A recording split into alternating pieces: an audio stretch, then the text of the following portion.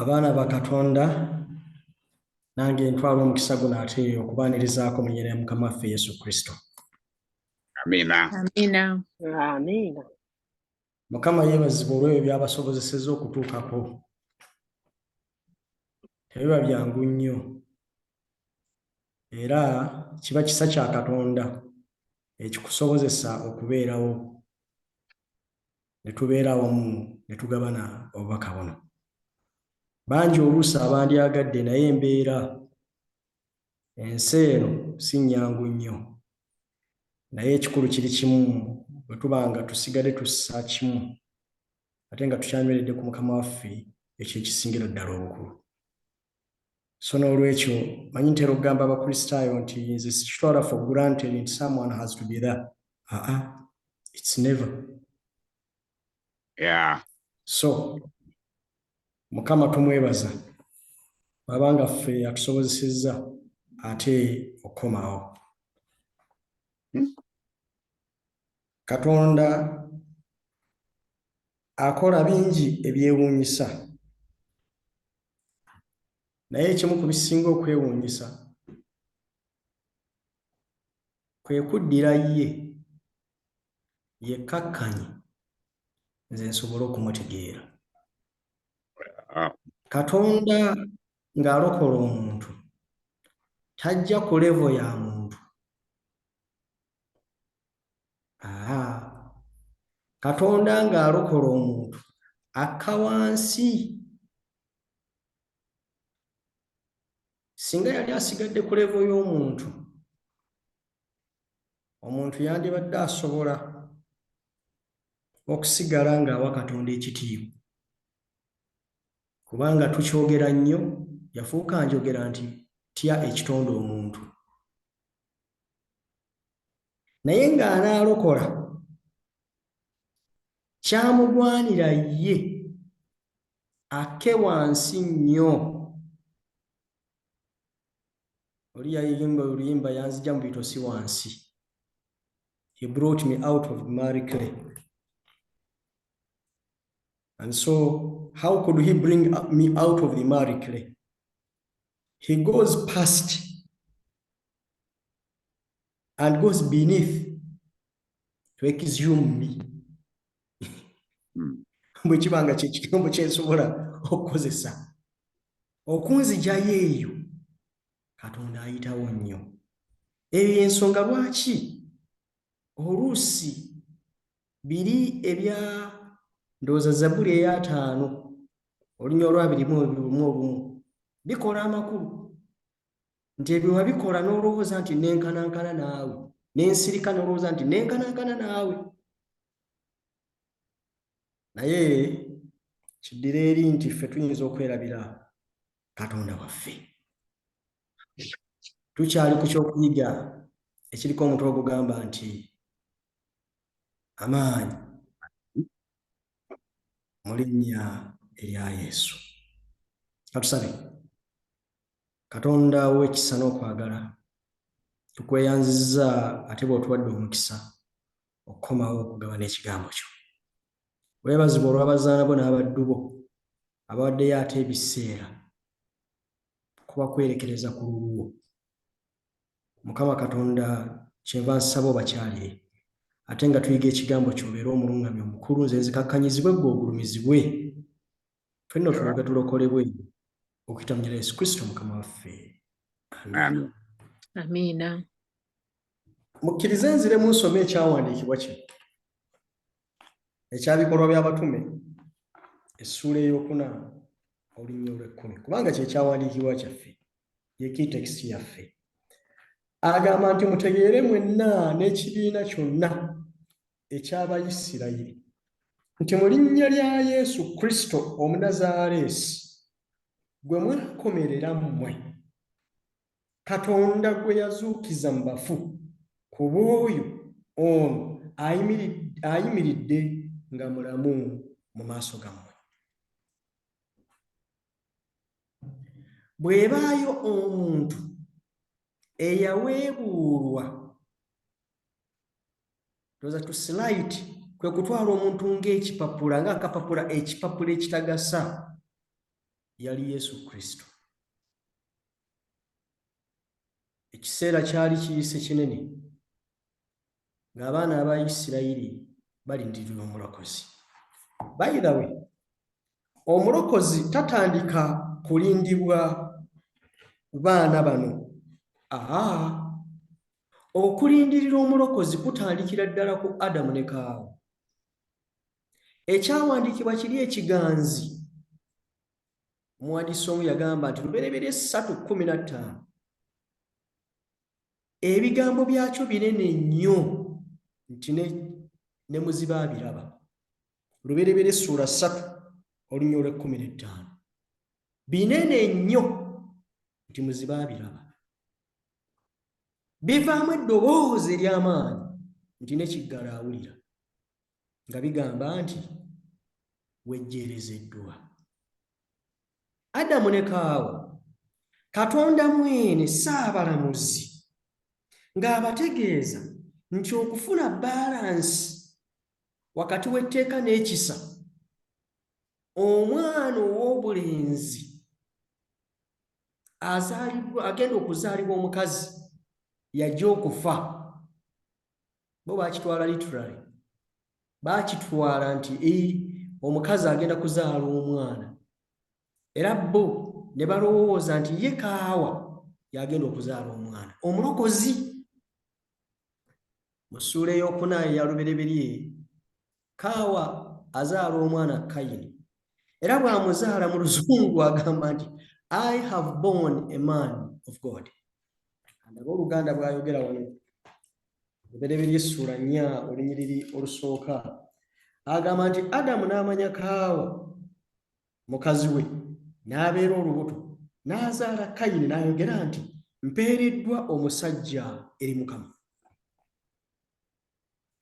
Bw'ayogera nti mpeereddwa omusajja eri Mukama, Kaawa yali ayogera era ng'ategeeza nti nzadde omulokozi. Ebinakuwaza omulokozi gwe yasuubira nti gwe yali azadde ye mutemu eyasooka ku nsi. Omanyi nga twonoonye waliwo likodi ze ezijja zimenyebwawo, naye leero obudde buno si baakumenya zi likodi ze ezijjaawo mu Lubereberye newankubadde nga ziwera. Adamu ne Kaawa boonoonye balidde ku kibala. Saddaaka esoose Adamu akusaze eyiye, asaddaase endiga eyiye, ne Kaawa asaddaase endiga eyiye.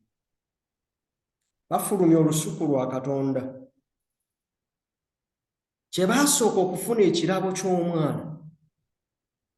Kino kiraga nti baali balindirira obulokozi. Bo nga Adamu ne Kaawa baalindirira omulokozi. Era bwe bazaala omwana ono kubanga yali abalangiriddwako, Kaawa mu ssanyu kyava agamba nti nzadde omulokozi. Naye yali mukyamu nga bwe mbagambye, kubanga Kayini ye mutemu eyasooka. Ensi yaliwo, n'olwekyo ensi ebeerawo okumala ekiseera ng'erindirira omulokozi. Essuula eya 22 olunyiriri, actually sina ssuula ya 22, ekyamateeka kidduka mu bwongo bwange. Musa kennyini abagamba nti Mukama aliyimusa mu mmwe nnabbi alinga nze. Kitegeeza nti ne Musa ey'okuva actually no kiri kyamateeka, naye mu Lubereberye ne Musa yennyini yali alindirira omulokozi. Naye mu Lubereberye essuula 22 olunyiriri olw'omukaaga olw'omusanvu olw'omunaana, omusajja ono Ibulayimu akwata omwana amutwala okumusaddaaka. Omwana amugamba, Isaaka agamba taata nti taata, sooka olindeko katono, buli kimu nkiraba, naye omwana gw'endiga gwe tugenda okusaddaaka guli luuyiwa? Ibulayimu amuddamu amugamba nti Katonda kennyini aneefunira omwana gw'endiga. Omwana gw'endiga tegwalabika okutuusa Yokaana bwe yali n'abayigirizwa n'alengera Yesu ng'ayita, kyava abagamba nti abaagalwa, laba omwana gwa Katonda ogw'endiga, mu Yokaana 1:29. ajjawo ebibi by'ensi. Naye ng'oyo okulangirirwa kwe obunnabbi obw'okujja kwa Yesu, okufiiririra olulyo lw'omuntu, okuzzaawo omuntu mu sitetasi ye, okuzzaawo olutindo olwali lumenyese, lulangirirwa mu lubereberye essuula 3 olunyiriri olw'15. Nange nnaateekanga obulabe wakati wo ne wakati w'omukazi, ne wakati wo ne wakati w'ezzadde ly'omukazi. Ezzadde ly'omukazi ery'omwana ow'obulenzi liri kubetenta omutwe. Manyi ennaku zino buli lwe ntuuka awo nkozesa Luzungu, translation zijja mu Luzungu zize mu Luganda kubanga ow'Oluganda teyakicapturinga. He shall bruise your head. Ezzadde ly'omukazi ery'omwana ow'obulenzi liri kubetenta omutwe, naawe oliribetenta ekisinziiro. Katonda alina by'alangirira. Ekimu ku by'alangirira kye kino: tewali nkolagana yonna Katonda gy'ateekawo, newankubadde nga Setaani yali atukwenyeza n'atukusika ne tugenda mu kwonoona. Katonda talangirirangako nkolagano wakati wa mwana we, wakati w'omuntu ne Setaani. Enkolagano ennungi. I shall put enmity.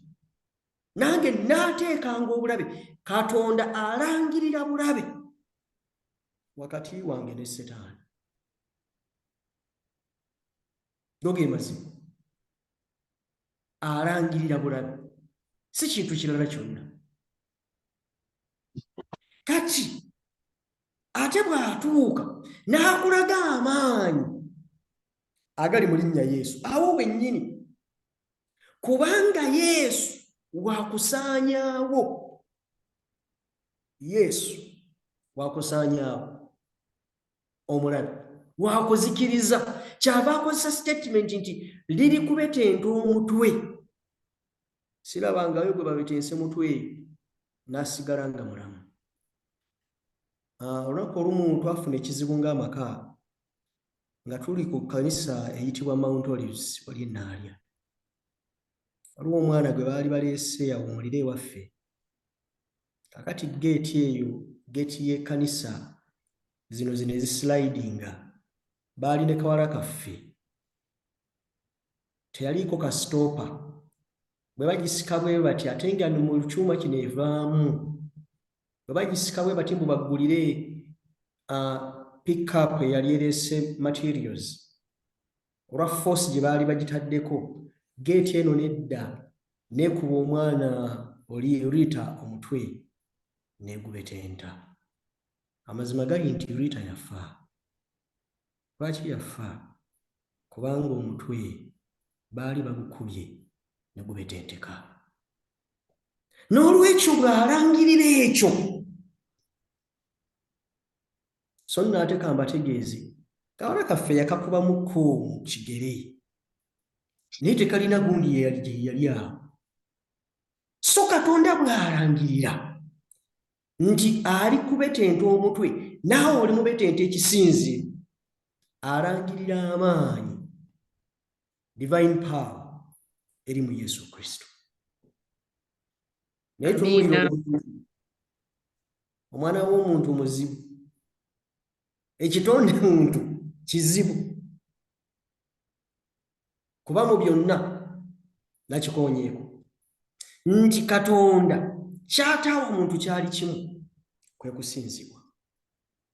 Kye kyokka ky'ataawa muntu, naye ebisigadde byonna yakola ki? Yabimu. Naye bw'atuuka oli n'amugamba nti yamanya nti olibanga ggwe. Naye Isaaya 12:12 alaga ki? 14:14 sorry. Isaaya 14:14 alaga ki ono kye yali aluubirira? Kubanga yeegulumiza n'agamba nti lituula mu ntebe y'oyo ali waggulu ennyo. Mu ngeri endala nange nenkola ki? Nensinzibwa. Setaani agezaako to contend with God. Kati afuna n'ono omuntu naye yeerabe nti nange nsobola okukola ki? Nange nsobola okusinzibwa. awo watandika okuva obuzibu goge mazibu nti oluusi tugenda ne tubeera kituufu yatutonda actually ekikyusa ekituufu bwe yali atutonda ndi eri kati mu Zabbuli ey'omunaana twabulako katono si kubanga bamalayika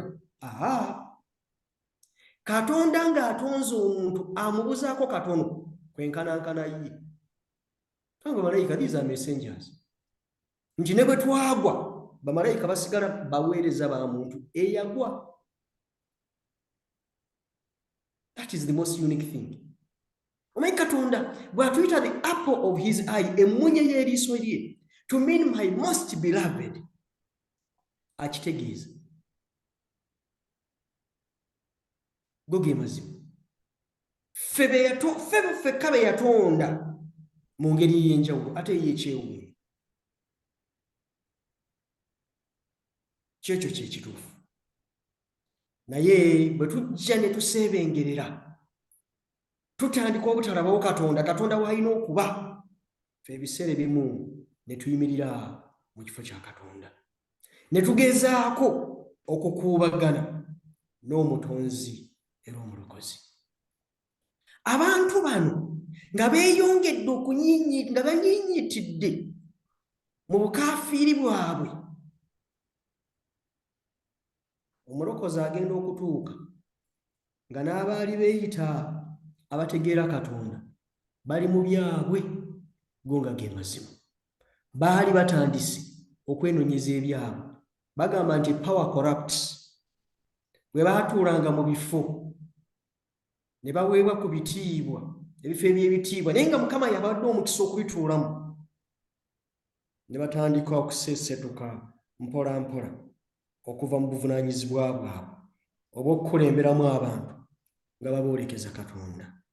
Kinakuwaza nti abaali bakola kino baali bakulembeze banzikiriza. Kyekisinga okunakuwaza. Abaana abeeyita abaana ab'envuma, bakabona b'Omukama, kinakuwaza nnyo. Bano bennyini be batandika okunoonya nga batunuulira Yesu by'azze akola, ng'ababbako masses. Ebyo tutaladdira beeno mu Pentecostal churches nti batandika okulwanira abaki? Abakkiriza. Ne kinakuwaza nti ne bano bwe baatunula beerabira nti bo baali balanzi, kubanga awasa omugole yali akoze eki? Yali atuuse. Gwe best man mu buvunaanyizibwa bwo, kubanga awasa omugole has to take precedence. Ayina okubanga kati cameras zonna ziri ku ono awasa, naye bwe beetunuulira nga tebasobola kukyebeera, ne batandika okukolera okulaba gutya bwe bamuggyawo. Amazima bamuggyawo. Peetero bw'akola statement nti oyo gwe mwakomerera, he's not simply talking of hanging Christ on the tree of Calvary.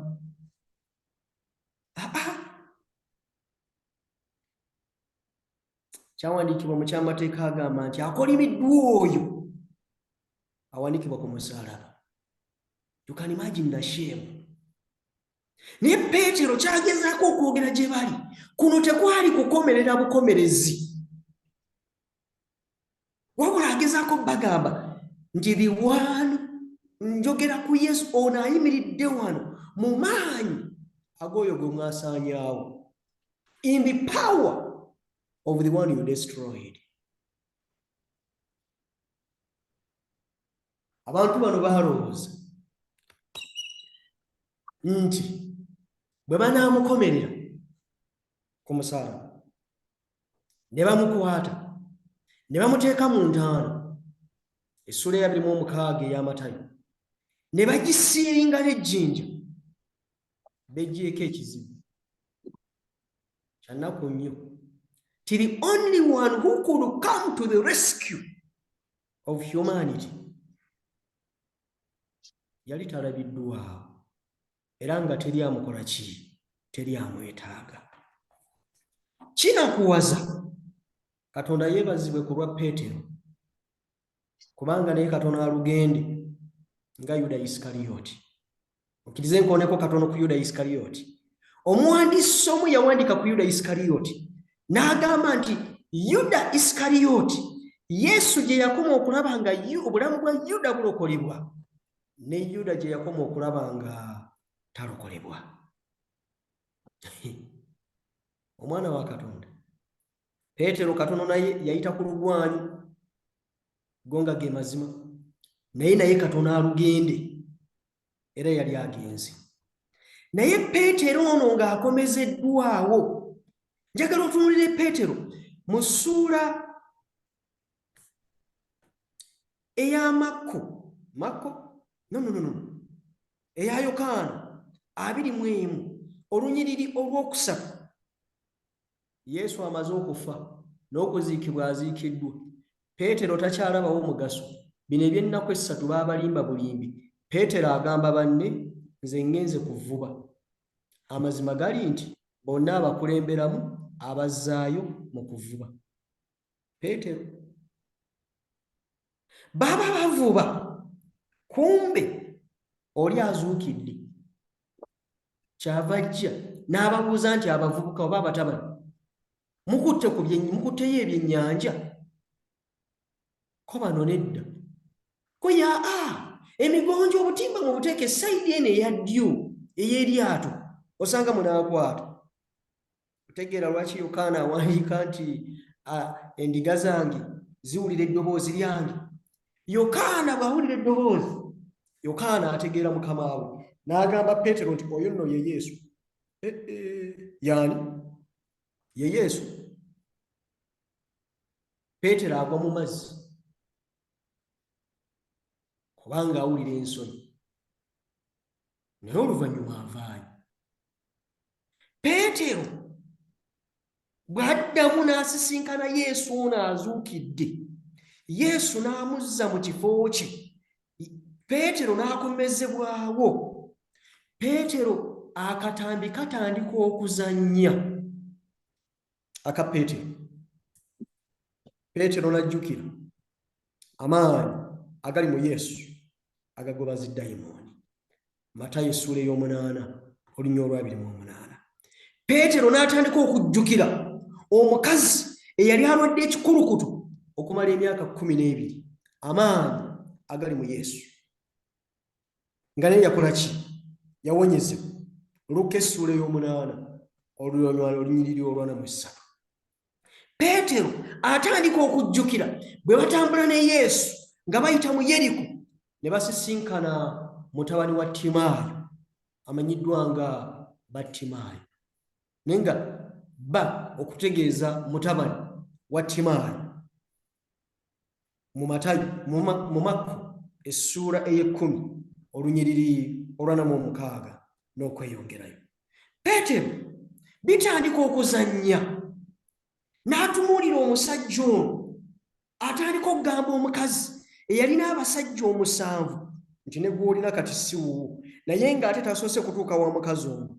Yokaana essuula ey'okuna. Peetero n'ajjukira amaanyi ago agaasobola okugamba omusajja eyali agalabidde ku kidiba ky'e Besusayida emyaka 38 nga tewali ayamba, nti Yesu bwe yajja omusajja ono kyali tekimwetaagisa kugwa mu mazzi. Wali malayika yajjanga n'atabula amazzi, eyasookangamu nga yakola ki? Nga yawona. Naye Yesu bw'ajja, amaanyi agali mu Yesu, omusajja emyaka 38 agongobalidde awo, tewali ayamba. Kyokka nga kiri agamba it was by the pool. Sorry, yali awo by the ship gate, we bayisanga endiga gye bazitwala ozisaddaakira. Can you imagine? Bakabona bayita awo, abakozi b'omu yeekaalu bayita awo, naye nga teri ayamba musajja ono kumusuula mu kidiba. Yesu bw'ajja tekyetaagisa musajja ono kugwa mu kidiba. It is a matter of carry your pellet and walk away. situla ekitanda kyo tambula ogende lunaku lwa Ssabbiiti. Peetero byonna kati bikomawo mu bulamu bwe Peetero. Peetero ajjukira bulungi, kati atandika okujjukira obulungi okuzuukizibwa kwa Laazaalo mu Yokaana essuula ey'ekkumi. Byonna kati bikomawo, atunuulira ng'amazima ddala ono ye musajja, teri mulala wabula ono Peetero. Ajjukira bw'asojje ng'asonyiwa ebibi. Yokaana ey'omunaana, omukazi gwe baali bakwatidde mu bwenzi, naye ng'abasajja oba omusajja tebamuleese. Nange sikusalira musango, genda naye toddamu okwonoona. Yokaana 8 olunyiriri lwa 11. Abantu bano bw'abagamba ekyo yali abakomerera omusumaali mu mutwe, bano bennyini abakulembeze b'eddiini, kubanga okuzuukira kwa Yesu tekwali kwa kyamu. Era kyova olaba Bikolwa by'Abatume essuula 1 olunyiriri olwokusatu, Luka awandiika n'agamba nti Yesu n'amala n'abayigirizwa ennaku 40. Lwaki? They that crucified him, n'abo abaasala omusango balina okukakasa nti omusajja azuukidde. Amaanyi agali mu linnya eryo n'amagombe tegasobola ddiyiza amaanyi. Amiina. Mwagala njagala okukutegeeza, simanyi tuyinza okuba nga tulina ekyo ekibadde kigongobadde emyaka emeka? 38. 38 nga buli ddakiika bakuyitako, bali ne baba buki bulungi ne bawona. Eyinza okuba bizinesi, ayinza okuba omwana, ayinza okuba omuzzukulu, naye nga bw'omutunuulira spiritually ng'agongobadde emyaka 38. Tekikwetaagisa kugwa mu mazzi, tekimwetaagisa. It's a matter of the presence of Christ. Isaaya 7:14 oli mutuuma erinnya lye Emmanuel, ekitegeeza nti Katonda ali naffe. Erinnya eryo litegeeza kimu, nti God with us. Katonda ali nani? Ali naffe. Bw'abeera naffe n'olwekyo n'ebyo ebibadde bifudde bizuukira, ababadde bafudde bazuukira. Manyi okutuusa lwe nasoma Luka 15:21, lwe nategeera nti nsobola okutambula naye nga nze Katonda andabanga omulambo, emoving zombie, omulambo ogutambula, kubanga agamba omwana wange yali afudde kaakati azuukidde. Waliwo ekibadde kifudde ku ffe. Liyinza okuba nga essuubi lye libadde lifudde, naye Yesu bw'ajja essuubi likomawo. Gayinza okuba nga amaka ge gabadde ku ndeebolebe ey'okusaanawo. Yesu bw'ajja amaka ago obulamu bukomawo. Biyinza okuba nga waliwo ebibadde byekutte bwe biti nga toyina nawe ekiwekyusiza. Yesu bw'ajja teri kisigala nga kiri kyekimu. Njagala okubategeeza abaagalwa nti as a matter of fact, Yesu bw'ajja ng'omwonoonyi alina kye yeekutteko, omwonoonyi ono tasobola kutunuulira Yesu n'asigala ng'akyekutte ku kiri ekyo. Tekisoboka.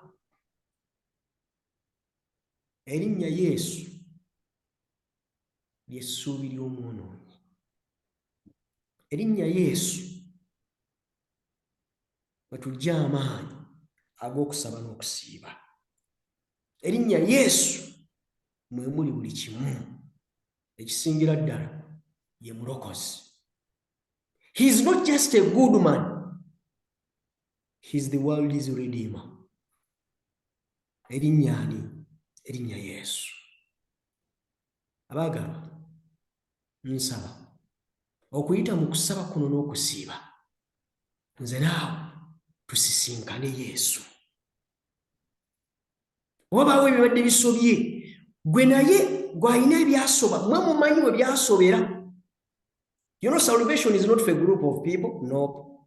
Salvation is for a single individual. Naye nze ne Yesu wange nze manyi webikoze bitya webisobedde. Naye agamba mu kubikkulirwa 3:20 nti nyimiridde ku luggi nga neeyanjula. Singa oyo yenna aggulawo. Can you imagine? Mu Luka 19 nti omusajja ono Zaakayo bwe yabitunuulira nga bino byonna temuli, ebitiibwa n'ebirala nga temuli, obulyake n'obukumpanya bye yali akoze nga temuli, naye bwe yatunuulira nga waliwo olukomero olw'amaanyi olwali lwebulunguludde Yesu olw'abasajja abakambwe. Bano bennyini Abayudaaya tebamwagala kutuuka wali eri awali Yesu. Naye njagala okutegeeza ebyewuunyisa. Bwe yatunula laba Katonda bw'atyo, manyi Katonda alina engeri gy'akolamu ebintu bye. Nga waliwo omusikamooli Zaakayo wasobola okusinziza abalabo n'obuwanvu namba 1. Namba 2 teri agenda mugoba ku muti kubanga bali bamwagala kubeera kwali Yesu. Nga ye yeetaaga kulaba bulabi ku Yesu. Ekizibu kye kiggwe. Naye laba bw'amutuukako n'amugamba Zaakayo, kubanga leero ndya naawe mu nnyumba yo. Kuba naakoze kiki kino? Munju eyo omwonoonyi.